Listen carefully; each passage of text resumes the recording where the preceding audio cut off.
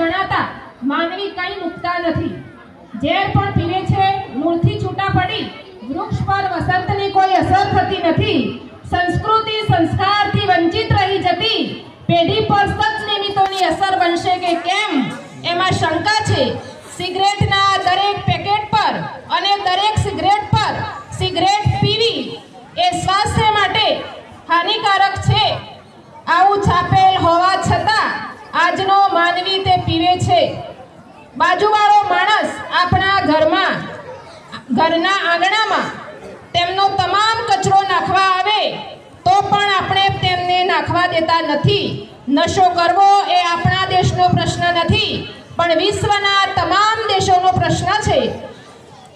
પ્રાર્થના આપણે વ્યસની બની અને આપણે આપણું શરીર કરી રહ્યા છીએ।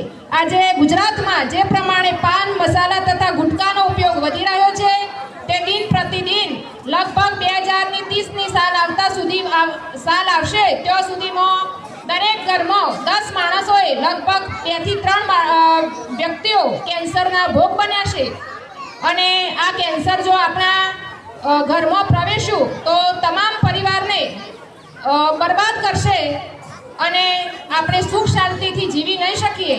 તો ચાલો આપણે સંકલ્પ લઈએ કે આજથી આપણે ફક્ત આપણો પરિવાર બચાવવા, આપણું ગામ બચાવવા માટે કે આપણે વ્યસન નહીં કરીએ। અને એવું જ એક નાટક લઈને આવે છે ધોરણ 7